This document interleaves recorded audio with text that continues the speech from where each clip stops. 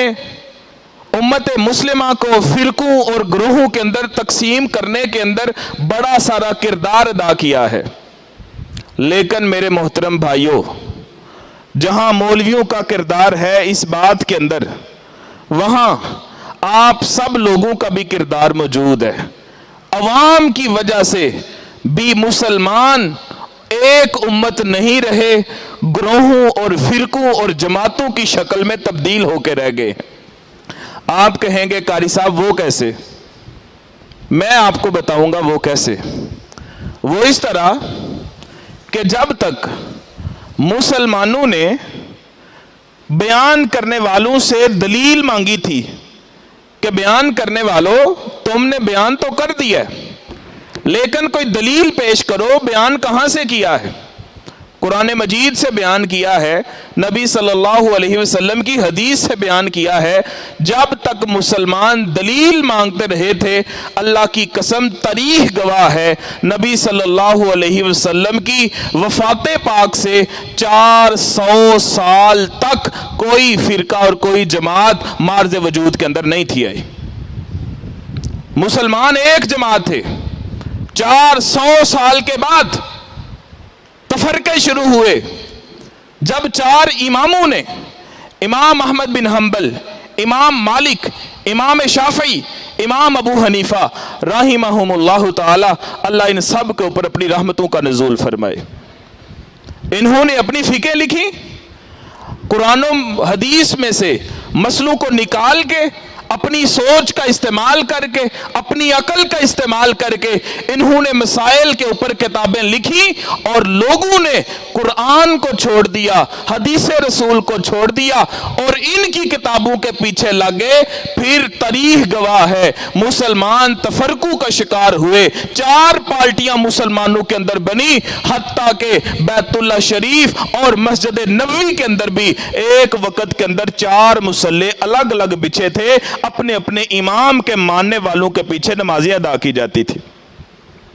400 سال تک کوئی فرقہ نہیں تھا، کوئی اور جماعت نہیں تھی، کوئی مولویوں نے اپنے پیٹ کی خاطر اس طرح کرنے میں کامیاب نہیں تھے ہوئے۔ اب یہ ہوا کیوں؟ نبی کریم صلی اللہ علیہ وسلم نے فرمایا یہودیوں کے 71 فرقے تھے، عیسائیوں کے 72 فرقے تھے، اور میری امت کے 73 فرقے بنیں گے۔ آقا یہ فرقے بنے کیسے تھے؟ یہودیوں کے فرقے کیسے بنے؟ عیسائیوں کے فرقے کیسے بنے؟ فرمایا کان الناس امۃ واحدہ، اے میرا کلمہ پڑھنے والوں، یہودی بھی ایک جماعت تھے، عیسائی بھی پہلے ایک جماعت تھے، اللہ کے پیغمبر ان کے فرقے کیسے بنے تھے؟ فرمایا ان بنی اسرائیل کتبوا من کتاب اللہ من التوراۃ، بنی اسرائیل میں یہودیوں کے مولویوں نے، ان کے علماء نے اپنی تورات کو سامنے رکھ کے اس میں سے مسئلے نکال کے اپنے ہاتھوں سے کتابیں لکھی تھی۔ جو مسئلے ان کو پسند آتے تھے وہ لکھتے تھے، جو ان کی عقل کو ذہن کو پسند نہیں تھے آتے وہ اس کتاب کے اندر نہیں تھے لکھا کرتے۔ اور اصلی جو تورات تھی، اصلی تورات، اس کو اوپر اونچی جگہ پہ رکھ دیا، غلاف اس کو چڑھا دیے اور عوام کو کہہ دیا کہ تم نے اصلی کتاب کو نہیں کھولنا۔ کیوں؟ تم اصلی کتاب کو پڑھ ہی نہیں سکتے، اس میں سے تم سمجھ ہی نہیں سکتے، ہم نے اس میں سے مکھن نکال کے لکھ دیا ہے، اب تم ان کتابوں کو پڑھو گے جو ہم نے اپنے ہاتھوں سے تمہارے لیے لکھ دی۔ اور اللہ نے اس بات کا ذکر کیا ہے۔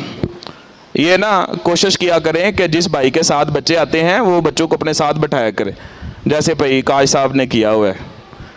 اور اگر بچے آگے ہیں ان کے بڑے نہیں آئے تو ان کو کوئی بڑا اپنے ساتھ بٹھا لے، 1 2 3 بچوں کو، تاکہ پھر بچے دھیان سے بیٹھے رہتے ہیں، ورنہ تو بچے دوڑتے رہتے ہیں پورے جمعے کے اندر۔ بیٹا آپ دونوں ادھر آئیں، آگے آگے بیٹھے بھائی کے پاس۔ اب آپ نے اٹھنا نہیں، دھیان سے آرام سے بیٹھنا۔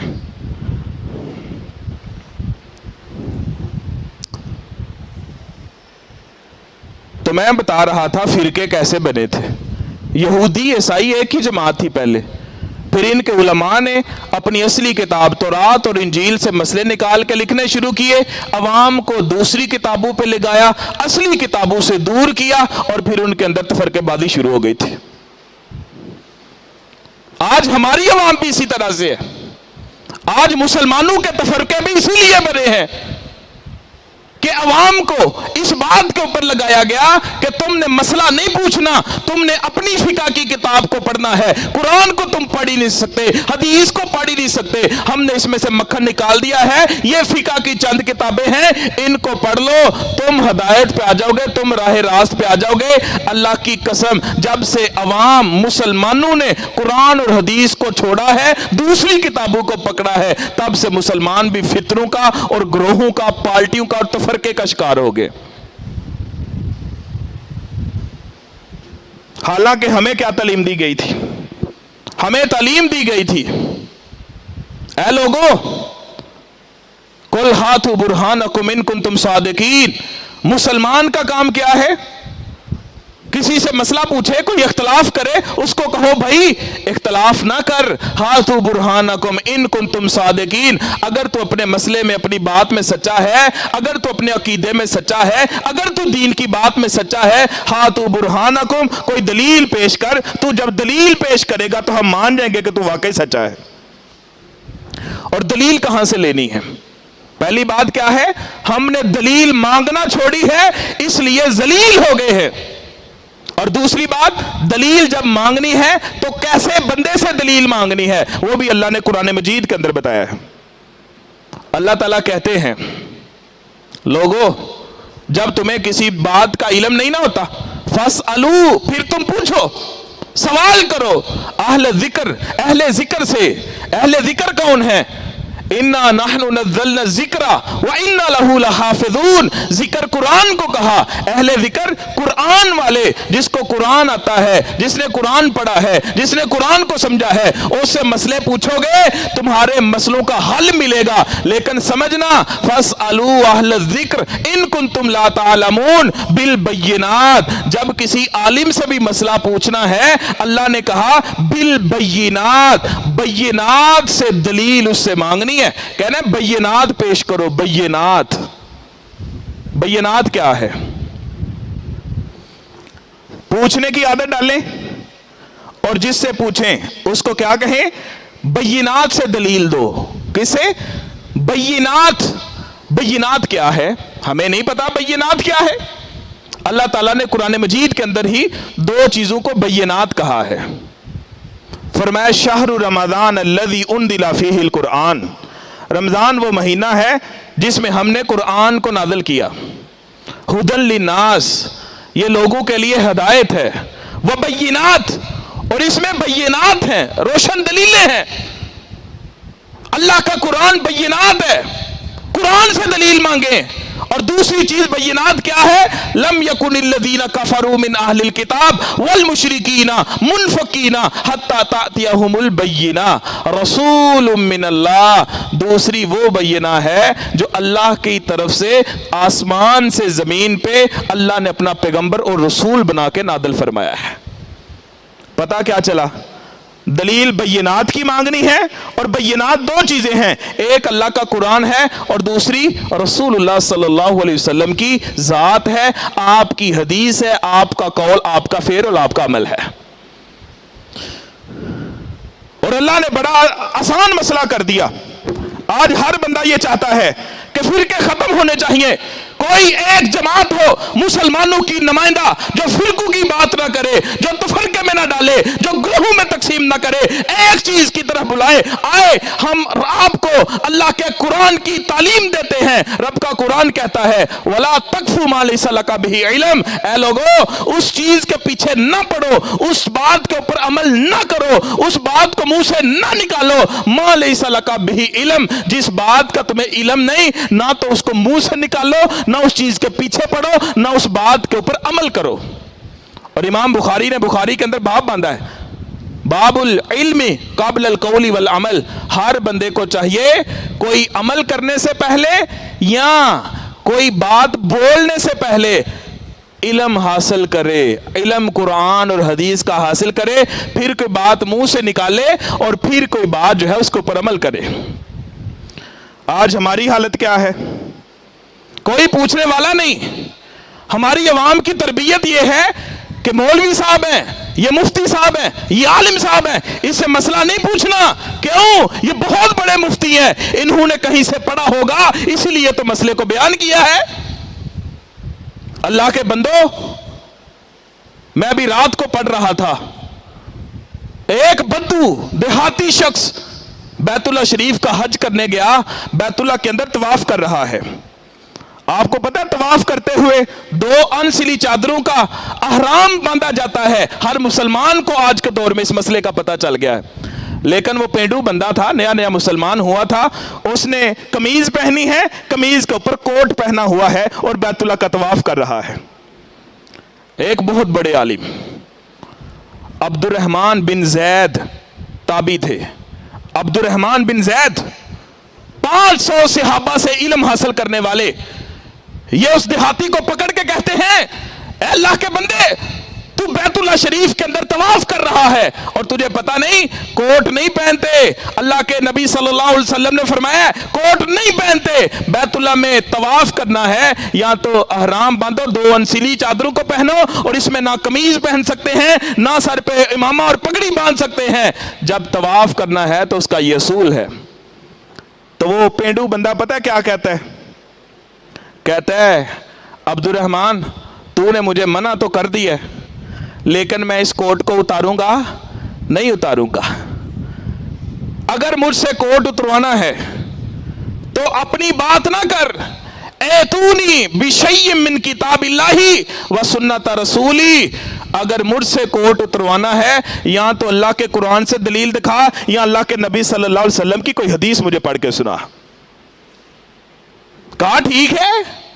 قال قال رسول اللہ صلی اللہ علیہ وسلم، اللہ کے رسول صلی اللہ علیہ وسلم نے فرمایا، جو بندہ بیت اللہ شریف کے اندر حج کی یا عمرے کی نیت سے آئے گا وہ بندہ 2 انسلی چادریں پہنے گا، لا قمیص فیہ ولا امامہ، نہ اس میں قمیض پہننے کی اجازت ہے نہ امامہ شریف پہننے کی اجازت ہے. وہ کہنے لگا اب ٹھیک ہے، تو نے مجھے حدیث بتا دی ہے، اگر تو مجھے حدیث نہ سناتا تو اللہ کی قسم میں تیری بات مان کے کوٹ کو اتارنے والا نہیں تھا. وہ بدو اور پینڈو بندہ وہ دلیل طلب کر رہا ہے. آج پڑھے لکھے اور شہری بندے اور بڑے بڑے افیسر بندے، بڑے بڑے گریجویٹ بندے، بڑے بڑے بزنس مین بندے، وہ اپنے مولویوں سے دلیل ہی نہیں پوچھتے، پھر کہتے ہیں فرقے بن گئے ہیں، پھر کہتے ہیں جماعتیں بن گئی ہیں. اللہ کے بندو، علامہ ابن قیم رحمہ اللہ نے اپنی ایک کتاب لکھی ہے اعلام الموقعین، اس کے اندر واقعہ انہوں نے نقل کیا ہے. میں اس واقعے کو پڑھا تو حیران ہو گیا. نبی صلی اللہ علیہ وسلم کے دور کے بعد جناب ابو بکر صدیق کا دور آیا، ان کے بعد جناب عمر فاروق رضی اللہ عنہ کا دور آیا. جب حضرت عمر کا دور آیا، اس دور کے اندر ایک شخص حج کرنے آیا تھا، مکہ سے حج مکمل کیا اور مدینہ شریف کے اندر گیا. مدینہ میں مسجد نبوی کے اندر ایک عالم تھے، وہ درس دے رہے تھے، اور یہ بندہ گیا مدینہ کے اندر، مسجد نبوی کے اندر درس ہوتا ہوا دیکھا تو درس کے اندر بیٹھ گیا.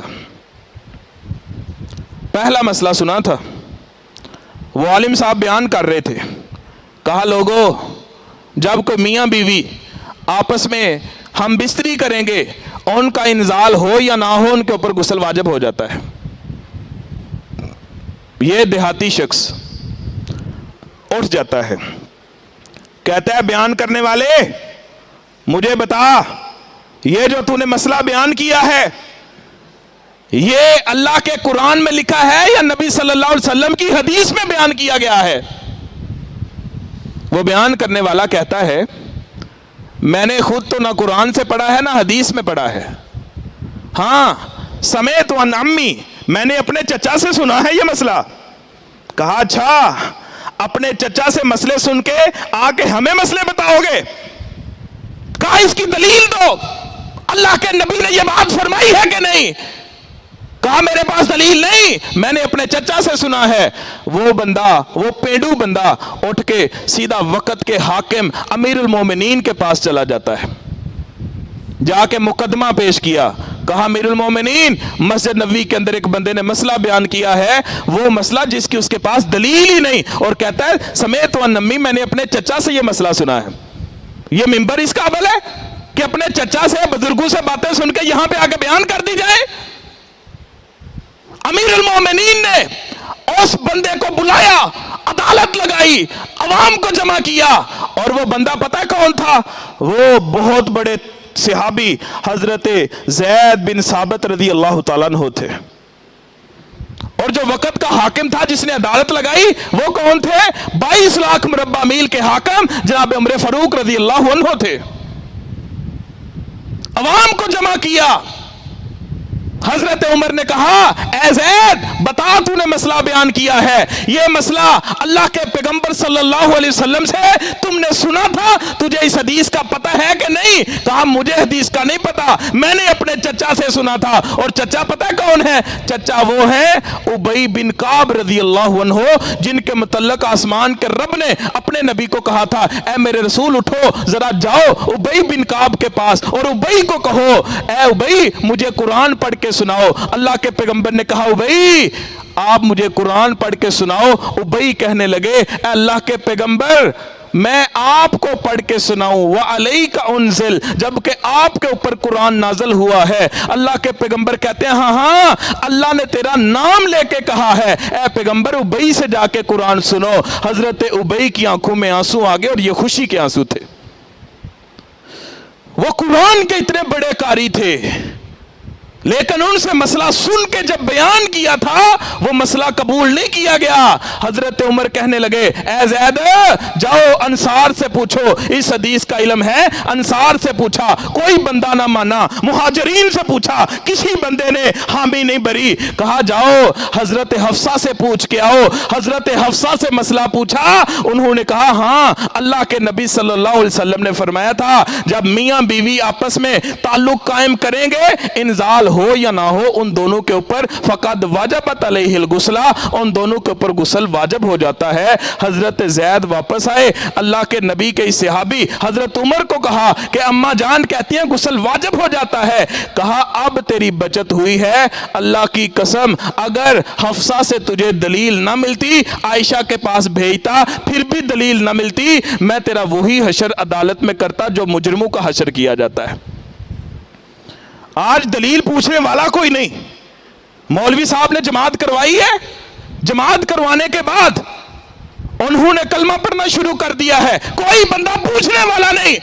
مولوی صاحب آپ نے کلمہ پڑھا ہے، نماز کے فوراً بعد اس کی دلیل پیش کرے۔ کہاں پہ؟ اللہ کے نبی صلی اللہ علیہ وسلم نے جماعتیں کروائی مسجد نبوی شریف کے اندر، صحابہ نے پیچھے پڑھی۔ کیا نبی پاک کلمے کا ورد نماز کے بعد کیا کرتے تھے؟ کوئی پوچھنے والا نہیں۔ قاری صاحب جنازہ پڑھایا ہے، میت کے اوپر کھڑے ہو کے جنازے کے فوراً بعد چارپائی کے پاس کھڑے ہو کے دعائیں کرتے ہو، اس کی ایک دلیل اللہ کے پیغمبر کی حدیث سے دے دو، کوئی بندہ پوچھنے والا نہیں ہے۔ ایک ایک مرلے کے جھگڑوں کی خاطر عدالتوں کے دروازے کھٹکھٹانے والے تو آپ کو ہر گلی محلے گاؤں میں مل جائیں گے، لیکن حدیث کا مسئلہ عام عوام جو ہے مولوی بنے ہیں، عام جو ہے نہ قرآن کا علم نہ حدیث کا علم، دین بنا بنا کے لوگوں کو بتائی جاتے ہیں، ان کو پوچھنے والا اور ان کے خلاف مقدمہ دائر کرنے والا کوئی بندہ نظر نہیں آتا۔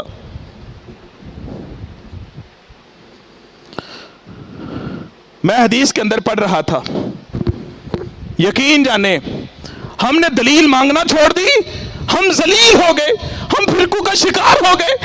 ہم نے مولویوں سے دلیلیں نہیں مانگی، مولویوں نے جو کر کے دکھایا ہم نے اس کو کر لیا، نہ کسی سے دلیل پوچھی، نہ کسی سے پوچھا قرآن میں لکھا ہے، نہ کسی سے پوچھا حدیث میں لکھا ہے۔ جب ہم پوچھتے ہی نہیں پھر کیوں کہتے ہو مولویوں نے فرقے پھیلائے ہیں؟ مولویوں سے زیادہ تو آپ لوگوں نے فرقے پھیلائے ہوئے ہیں۔ کسی کا کوئی مر گیا ہے، مولوی جنازے کے اوپر کھڑا ہو کے کہتا ہے تیسرے دن ختم ہوگا، ساتویں دن ختم ہوگا اور اس کی جناب کھانا کھلایا جائے گا۔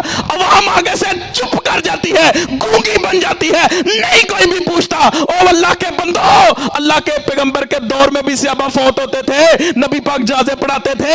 ایک موقع ایسا بتائیں اللہ کے نبی صلی اللہ علیہ وسلم نے اعلان کیا ہو، کسی ایک صحابی نے اعلان کیا ہو یہ مرنے والا تو دنیا سے چلا گیا ہے، اس کے مرنے کے بعد اس کی کوئی رسم کی جائے گی، होगी, तीसरे या 5वें या 7वें या 10वें दिन या 40वें दिन या अगले साल जो है इसकी बरसी मनाई जाएगी और लोगों में खाना तकसीम किया जाएगा। वहां पे कुछ कुरान पाक की आयतें और सूरतें पढ़ के फूंक के लोगों को खिला दिया जाएगा और उसको इसाले सवाब कर दिया जाएगा। एक दलील मौलवी साहब से मांगो, अल्लाह की इज्जत की कसम है दलील नहीं दे सकेंगे। लेकिन फिर कहते हो मौलवियों ने फिरके फैलाए हैं, फिरके तो आप लोगों ने फैलाए हैं जो मौलवियों से पूछने की कोशिश ही नहीं करते। अमीरुल मोमिनीन उमर फारूक रज़ी अल्लाह अन्हु, इनसे बड़ा तो इस वक्त कोई बंदा मौजूद नहीं ना दुनिया के अंदर।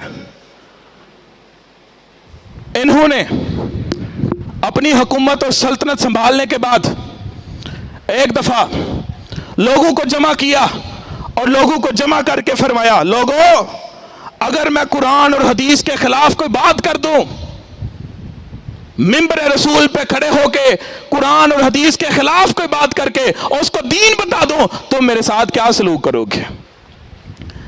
आगे उस मजलिस के अंदर जब एक वक्त का हाकिम खिताब कर रहा हो, सारी रियाया आगे बैठी होती है। जनाब उस्मान भी बैठे थे, जनाब अली भी बैठे थे, तलहा, जुबैर और भी दीगर सहाबाए कराम जो बड़े बड़े नाम थे वो बैठे हुए थे। लेकिन जब हजरत उमर ने यह ऐलान किया, अगर मैं कुरान और हदीस के अलावा कोई बात बता दूं और कह दूं ये दीन है, फिर मेरे साथ क्या सलूक करोगे, तुम्हारा रवैया मेरे मुतल्लिक क्या होगा। कोई बड़े सहाबा में से नहीं बोला। अल्लाह की कसम ये रब के फैसले होते हैं। कोई बड़ा बोल पड़ता तो दुनिया समझ सकती थी, बड़ों के आगे बड़े तो बोलते ही रहते हैं। आम सा बंदा पीछे बैठा था, उम्र भी उसकी काफी हो चुकी थी, उसने अपनी म्यान से तलवार निकाली, कहा उमर सुन ले, अगर तू रब के कुरान और नबी ज़ीशान सल्लल्लाहु अलैहि वसल्लम के फरमान के मुखालिफ कोई बात करेगा और हमको सुनाने की और मनाने की कोशिश करेगा, अल्लाह की कसम हम जुबान से तुझे नहीं समझ आएंगे, बल्कि इस तलवार की नोक तुझे सीधा कर देगी। आज है कोई इस तरह का मौलवी, आज है इस तरह के आलिम जो इस तरह की बात कहें। कुरान मजीद सूरह लुकमान में आता है, 21वां पारा है, अल्लाह ताला कहते हैं, माँ जिसके यहाँ बच्चा पैदा हो वो अपने बच्चे को दूध पिलाए, इसको रज़ात कहते हैं। बच्चे को दूध पिलाना इसको रज़ात कहते हैं। और ज़्यादा से ज़्यादा एक माँ अपने बच्चे को 2 साल तक दूध पिला सकती है। हौलैनी कामिलैन, 2 साल मुकम्मल दूध पिला सकती है, इससे ज़्यादा दूध पिला सकती नहीं। ये किसका फैसला है? अल्लाह के कुरान का फैसला है, सूरत लुकमान में लिखा हुआ है। लेकिन फिका के अंदर लिखा है, मैं जिम्मेदार हूं बातों का, मत समझिए अल्लाह की कसम हम फिरके फैला रहे हैं, हम आपके सामने हकीकत रख रहे हैं। इमाम अबू हनीफा रहिमहुल्लाह ने लिखा है, 2 साल कुरान में लिखा है, लेकिन अगर कोई 2.5 साल भी पिला ले तो उसमें भी कोई हरज की बात नहीं है। पूछने वालों ने पूछा कि यार तुम्हारे इमाम ने कहा है कि बच्चे को दूध 2.5 साल तक पिलाया जा सकता है, जबकि कुरान में रब्बुल आलमीन ने कहा है 2 साल से ज्यादा नहीं पिला सकते। तो आगे से जवाब क्या देते हैं? ये नहीं कहा कि बुजुर्गों से गलती हो गई होगी, हम जनाब कुरान को मानते हैं और उन्होंने कहा था मेरी बात अल्लाह के कुरान पैगंबर की हदीस के मुखालिफ हो, मेरी बात को छोड़ो, रब की और रसूल की बात को ले लो। उन्होंने कह दिया, वो बरी हो गए। लेकिन आज के पीछे जो आए हैं वो खुद भी मौलवी और अपने मानने वाले लोगों को मानने देते नहीं। वो क्या कहते हैं, ए जी तवीले करेंगे, 2 साल ही मुद्दत है, लेकिन उसके बाद 2 साल जो बच्चा माँ का दूध पिएगा उसको छुड़वाएंगे तो एकदम से तो बच्चा नहीं कोई चीज छोड़ देता, उसको छोड़ते छोड़ते 6 महीने लग जाएंगे। तो इसलिए इमाम साहब ने कहा 2.5 साल तक बंदा छुड़वा दे, कोई मसले वाली बात नहीं। कराची के बहुत बड़े आलिम है, सोशल मीडिया के ऊपर अल्लाह ने उनको बड़ी पजीराई अता फरमाई है, अल्लाह उनको सेहत अता फरमाए। कारी खलीलुर रहमान जवेद साहिब हाफिज़हुल्लाह फरमाते हैं, अल्लाह के बंदो अगर तुहानू पता है कि बच्चा दूध छोड़ते छोड़ते 6 महीने लगा देगा تو 2 سال کے بعد چھڑانے کی کیا ضرورت ہے کہ 2.5 سال تک اس کو لے کے جائیں، اس کو 1.5 سال کے بعد چھڑانا شروع کر دو تاکہ 2 سال میں وہ مکمل دودھ کو چھوڑ دے۔ لیکن خود بدلتے نہیں، قرآن کو بدل دیتے ہیں۔ یہ ان لوگوں کی حالت ہے جو قرآن اور حدیث سے زیادہ اندھی تقلید کے پیچھے پڑے ہیں، اور رب اور رسول کی باتوں سے زیادہ اپنے مولویوں کو، اپنے علماء کو، اپنے جناب فقہ کے اماموں کو زیادہ ترجیح دیتے ہیں، اللہ کے قرآن، نبی صلی اللہ علیہ وسلم کی حدیث کو ترجیح نہیں دیتے۔ سیر اعلام النبلاء کے اندر اور بدایع والنہایہ کے اندر امام ابن کثیر نے اور امام ذہبی نے اس واقعے کو لکھا ہے، توجہ کے ساتھ سنیں، بڑا سبق آموز واقعہ ہے۔ یہودیوں کے ایک بہت بڑے عالم کا بیٹا تھا، بعد میں صحابی ہو گیا، نام تھا کعب بن ماتے، کعب بن ماتے رضی اللہ تعالیٰ عنہ۔ نبی پاک کے دور میں مسلمان نہیں ہوئے، حضرت ابو بکر کے دور میں مسلمان نہیں ہوئے، جناب عمر فاروق رضی اللہ عنہ کے دور میں مسلمان ہو گئے ہیں۔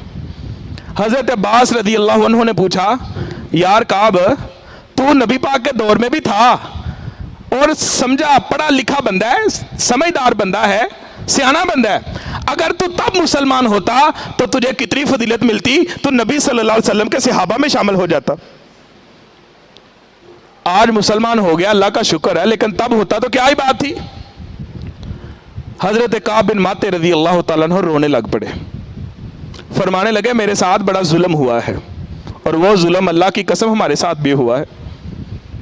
کہا ظلم یہ ہوا ہے، میرا باپ یہودیوں کا تورات کا بہت بڑا عالم تھا، حافظ تھا، قاری تھا، اور میرے باپ نے اللہ کی کتاب تورات کو سامنے رکھ کے اس میں سے اپنے ہاتھ سے کتاب لکھی تھی، اور میرے باپ نے دنیا سے جاتے جاتے مجھے بلایا تھا، یا ابنی، اے میرے بیٹے، انی اوصی کا، میں تجھے وصیت کر کے دنیا سے جا رہا ہوں۔ ابا جی کیا وصیت کر رہے ہیں؟ کہا بیٹا، انا کتب لکا کتابا من التورات، میں نے تورات میں سے تیرے لیے ایک کتاب لکھ دی ہے، اس کتاب کو، تورات کو پکڑ، اس کو غلاف اور کپڑے میں لپیٹ، اس کو اونچی جگہ پہ رکھ، اس کو تو نے کبھی بھی نہیں پڑھنا، میرے مرنے کے بعد اگر تو میرا اچھا بیٹا ہے تو نے ساری زندگی اس کتاب کو پڑھنا ہے جو میں نے اپنے ہاتھ سے لکھی ہوئی ہے۔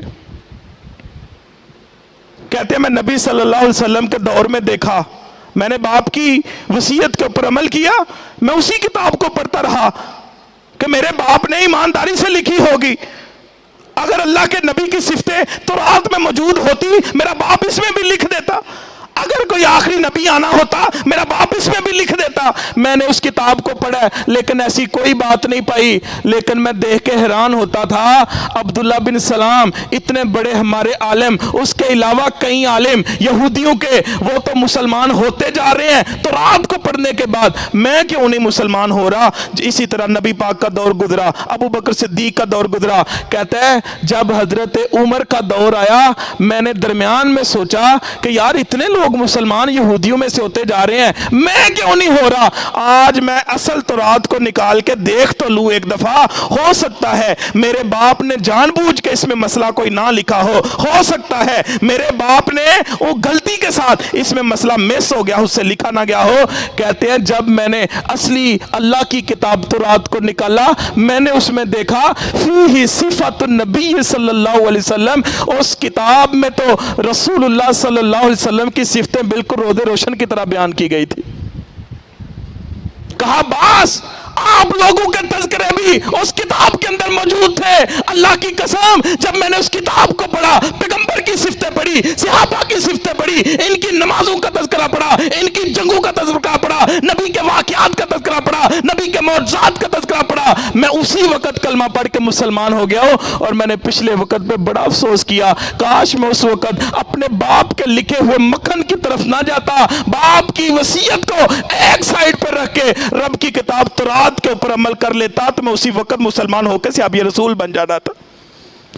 آج ہمیں بھی یہی کہا جاتا ہے اصلی کتاب کو نہیں پڑھنا، قرآن کو نہیں پڑھنا۔ اے جی کیوں نہیں پڑھنا؟ آپ تو قرآن کو پڑھ ہی نہیں سکتے۔ کیوں جی؟ قرآن کو پڑھنے کے لیے، سیکھنے کے لیے 29 علم حاصل کرنے پڑتے ہیں۔ جو بندہ یہ کہتا ہے اس کو پکڑو اور اس کو کہو کون سے 29 علم حاصل کرنے پڑتے ہیں، تو نے کون سے کیے ہیں، بتا ان 29 علموں کا نام کیا ہے۔ کہتے ہیں قرآن نہ پڑھو، خود قرآن پڑھو گے گمراہ ہو جاؤ گے۔ اللہ کے بندو، اللہ کہتا ہے ہدی للناس، یہ قرآن تو لوگوں کی ہدایت کے لیے آیا ہے۔ اسی سے اگر لوگوں نے گمراہ ہونا ہے تو بتاؤ ہدایت لوگوں نے کہاں سے پانی ہے؟ کہتے ہیں حدیث کی کتابیں نہ پڑھو، یہ تم نہیں پڑھ سکتے۔ کیوں نہیں جی پڑھ سکتے؟ انگریزی پڑھ سکتے ہیں، حدیث نہیں پڑھ سکتے۔ کمپیوٹر پڑھ سکتے ہیں، حدیث نہیں پڑھ سکتے۔ بائیو اور کیمسٹری کر سکتے ہیں، میتھ کا الجبرا، جیومیٹری اور اس کے علاوہ ٹریگنومیٹری اور مشکل ترین سوال کر سکتے ہیں، فزکس کے نیومیریکل کر سکتے ہیں، کیمسٹری کے کیمیکل بانڈز کے متعلق اس کا سارا علم حاصل کر سکتے ہیں، انگریزی کے لمبے چوڑے مضمون پڑھ سکتے ہیں، اس کے ٹینسز یاد کر سکتے ہیں۔ قرآن اور حدیث کو کیوں نہیں پڑھ سکتے؟ یہ امت کے ساتھ ظلم کیا گیا ہے، جو کعب بن ماتے رضی اللہ عنہ کے ساتھ ہوا تھا، اللہ کی قسم آج ہمارے ساتھ بھی یہ ظلم ہو گیا۔ میں تھوڑا عرصہ پہلے کالم پڑھا تھا، آخری باتیں میں نے تھوڑا عرصہ پہلے کالم پڑھا تھا، اس کے اندر لکھا تھا کہ امت مسلمہ کو فرقوں سے بچایا کیسے جا سکتا ہے۔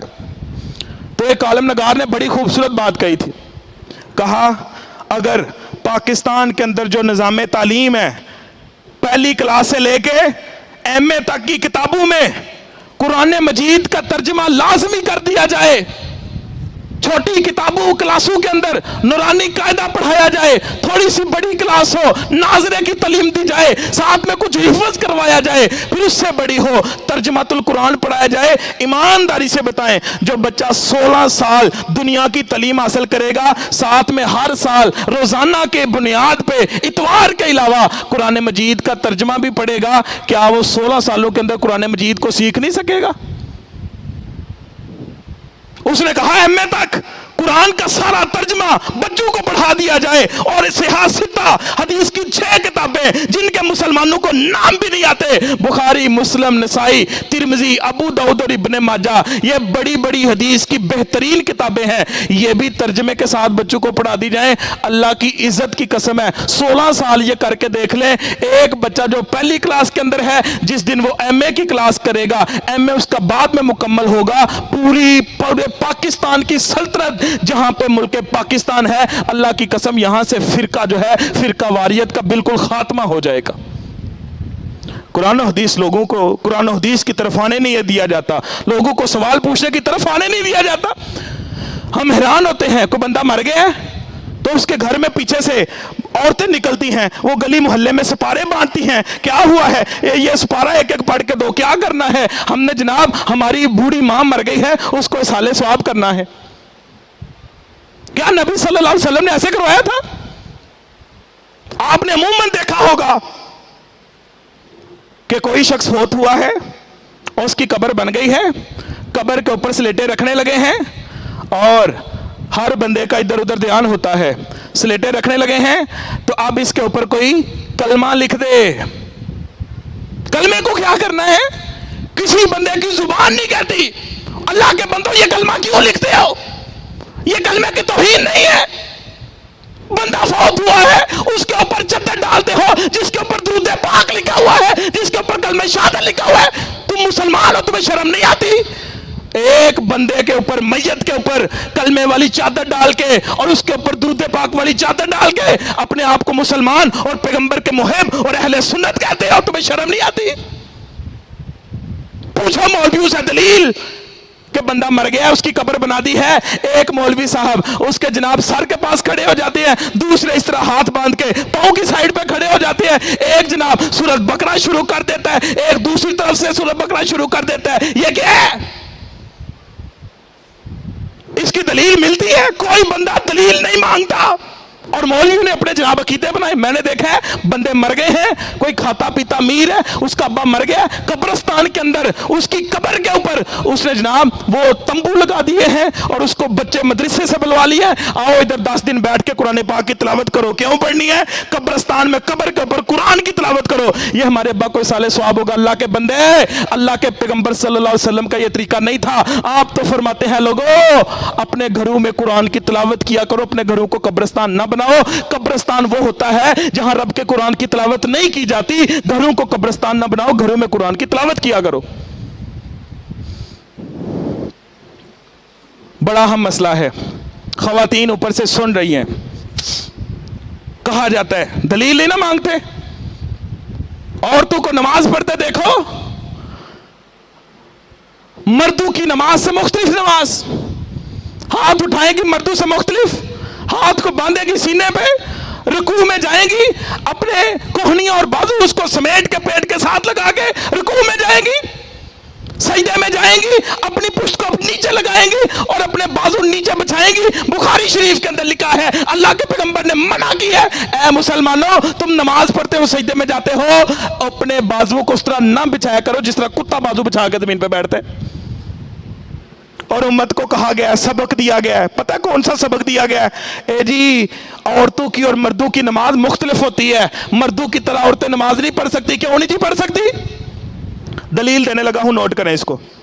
सही बुखारी कुरान मजीद के बाद दुनिया के अंदर सबसे बेहतरीन किताब है। असहुल कुतुब मिन बादी किताबिल्लाह, अल्लाह की किताब कुरान के बाद सबसे बेहतरीन किताब कौन सी है?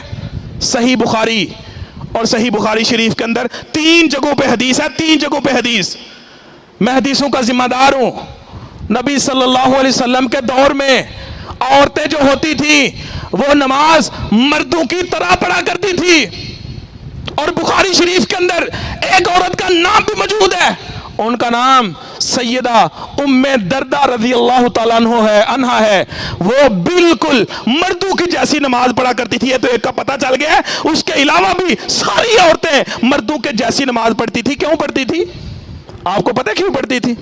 क्योंकि नबी सल्लल्लाहु अलैहि वसल्लम ने, बुखारी शरीफ के अंदर यह भी हदीस है जो अभी पढ़ने लगा हूं, आपके पास कुछ नौजवान सहाबा आए, कहते हैं कि हम एक ही उम्र के थे। गालिबन हजरत मालिक बिन हवैरस रज़ी अल्लाह ताला अन्हु थे। कहते हैं हम एक ही उम्र के नौजवान थे काफ़ी। हम नबी सल्लल्लाहु अलैहि वसल्लम के पास गए, हमने कुछ दीन के मसले सीखे, नमाज पढ़ी। 20 दिन नबी सल्लल्लाहु अलैहि वसल्लम के साथ नमाजें पढ़ी। कितने दिन? 20 दिन। हम सब ने नमाजें पढ़ ली, हम वापस आने लगे। 21वें दिन जब वापस आने लगे तो हमें नबी सल्लल्लाहु अलैहि वसल्लम ने फरमाया, ऐ नौजवानों तुम अपनी बस्ती में, इलाके में वापस चले जाओ, अपने घरों में जाना और अपने घर वालों को नमाज का हुक्म देना और उनको नमाज सिखाना और उनको नमाज वो सिखाना, सल्लू कमा रायतुमूनी उसल्ली, उनको कहना वो नमाज पढ़ो जो हमने रसूलुल्लाह को पढ़ते देखा है। वो जब पूछे कैसी नमाज थी, फिर वो नमाज जो तुमने मेरे साथ पढ़ी है वो जाके अपने घर में खवातीन को भी सिखा देना। आज फिका का मसला बदल गया है। नहीं जी औरतों को नमाज अपनी दूसरी पढ़नी चाहिए। ईमानदारी से बताएं कि अगर औरतों के नमाज का मसला और होता तो क्या अल्लाह और उसके रसूल सल्लल्लाहु अलैहि वसल्लम हमें नाम बताते? जरूर बताना था। लेकिन औरतों के साथ जुल्म किया गया है और औरतें वो भी पूछती नहीं। इसकी दलील क्या है? दलील नहीं पूछेगी, बस लोग इधर उधर कट्टे हुए मारेंगे और जनाब औरतें मान जाती हैं। अल्लाह की बंदियों आप भी गौर किया करो। मैंने बुखारी शरीफ से 4 रवायतें आपके सामने रखी हैं। एक ये नौजवानों वाली रवायत और दूसरी उम्मे दर्दा रज़ी अल्लाह ताला अन्हा वाली। 3 हदीसें हैं उम्मे दर्दा के मुतल्लिक कि वो मर्दों के जैसी नमाज पढ़ा करती थी, नबी सल्लल्लाहु अलैहि वसल्लम के दौर में पढ़ा करती थी। सहाबी ने उनको देखा था और नबी सल्लल्लाहु अलैहि वसल्लम को पता था, किसी ने उनको मना नहीं था किया। क्यों मना भी क्यों करता? क्योंकि वो नमाज का तरीका ही वही था जो रसूलुल्लाह सल्लल्लाहु अलैहि वसल्लम ने सिखाया हुआ था। इसलिए मेरे मोहतरम भाइयों, हमने इस बात के ऊपर ध्यान करना है। हज़रत उमर रज़ी अल्लाह ताला अन्हु थे ना, आखिरी रिवायत बयान करता हूँ, अबू दाऊद शरीफ के अंदर है। हज़रत उमर रज़ी अल्लाह ताला अन्हु एक दिन वुज़ू कर रहे थे। वुज़ू करने के बाद सर्दी का मौसम था, पाँव पे मोज़े पहने थे, मोज़ों के ऊपर मसा किया।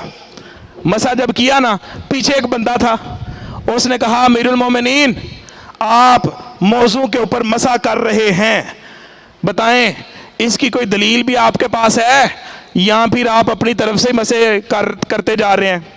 جرأت تھی لوگوں کے اندر۔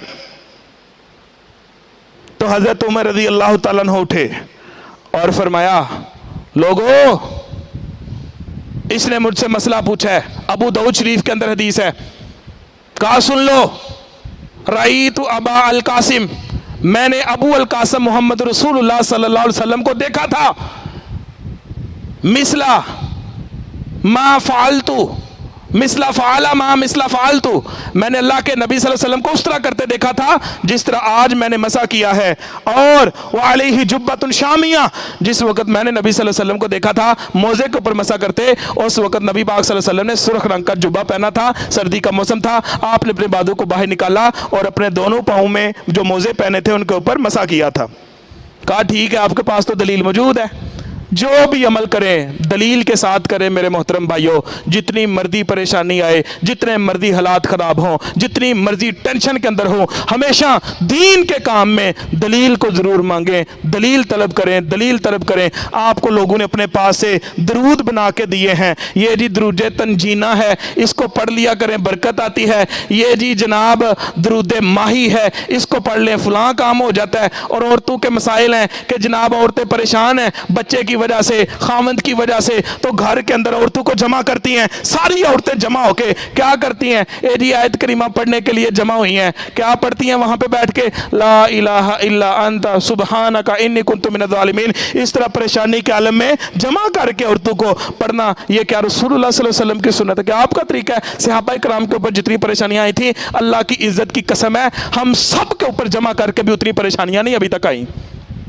لیکن انہوں نے کبھی اس طرح کا معاملہ نہیں تھا کیا، انہوں نے وہ کام کیا تھا جو رسول اللہ صلی اللہ علیہ وسلم سے سیکھا تھا، وہ کام کیا تھا جو قرآن مجید کے اندر انہوں نے پڑھا تھا، قرآن مجید کے متعلق سنا تھا۔ اللہ تعالی ہمیں بھی اپنی آنکھیں کھول کے دلائل والی زندگی بسر کرنے کی توفیق عطا فرمائے، ہم ہر کام میں جئیں دلیل کے ساتھ جئیں، ہم مریں دلیل کے ساتھ مریں، اور ہماری خوشیاں ساری کی ساری جو کام ہم کریں ہمارے پاس ان کی دلیل ہو، دلیل قرآن اور حدیث سے ہونی چاہیے، ہماری غمیوں کے اندر جو معاملات ہم کریں اس کی ہمارے پاس دلیل ہو، اگر ہم پچھلے کام دلیل کے بغیر کر چکے ہیں اللہ سے توبہ کر لیں، اللہ سے معافی مانگ لیں، آئندہ زندگی جتنی بھی بسر کرنی ہے دین کے نام پہ ہمیں کوئی بندہ گمراہ نہ کر سکے۔ یہی آج کے خطبہ جمعہ کا خلاصہ ہے کہ دین کے نام پہ کوئی بندہ کوئی بات کرے آپ نے اس سے دلیل طلب کرنی ہے، اور دلیل اللہ کے قرآن سے، نبی صلی اللہ علیہ وسلم کی حدیث سے ہے، اس کے علاوہ کوئی بات دلیل نہیں ہے۔ اللہ تعالی ہمیں جو سنا ہے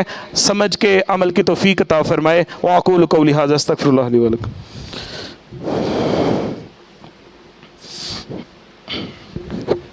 الحمد للہ نحمدہ ونستعینہ